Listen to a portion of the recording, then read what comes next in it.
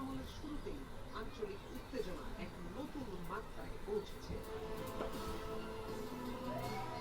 এদিকে ইসরায়েলি জরুরি পরিষেবা এবং সংবাদ সংস্থা এএফপি জানায়, ইসরায়েলের আকাশ প্রতিরক্ষা ব্যবস্থা অনেকগুলো ক্ষেপণাস্ত্র রুখে দিতে সক্ষম হয়েছে। তবে মধ্যাঞ্চলীয় শহর রিশন লেজিয়নে একটি ক্ষেপণাস্ত্রের ধ্বংসাবশেষ পড়ে এক নারী আহত হয়েছে। এই হামলার পর পুরো অঞ্চল জুড়ে সতর্কতা জারি করা হয়েছে এবং দুই দেশের মধ্যে সরাসরি যুদ্ধের আশঙ্কা আরো ঘনীভূত হচ্ছে।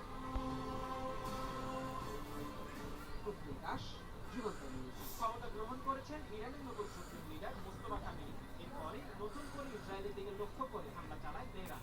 এছাড়া সুপ্রিম লিডারের আসন গ্রহণের পরই অপারেশন গ্রুপ আকাশতম ধাপে হামলা শুরুর ঘোষণা দিয়েছে ইরানের ইসলামী বিপ্লবী গার্ড বাহিনী আইআরজিসি। একই সাথে শত্রুর বিরুদ্ধে ভয়াবহ হামলার পরিমাণ আরো বাড়ানো হবে। কাশ্মীর নিউজের বরাত দিয়ে ফার্স্ট টুডে জানিয়েছে, আইআরজিসির আকাশ প্রতিরক্ষা বাহিনী তাদের নতুন ধরনের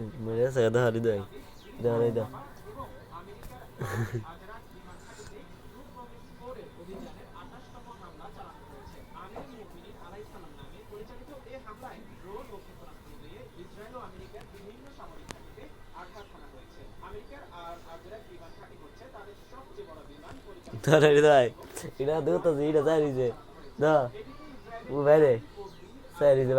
বাইরে ভারী ও ব্যাপক ধ্বংস ক্ষমতা সম্পন্ন খাইবার শেখান দিয়ে আঘাত করেছে।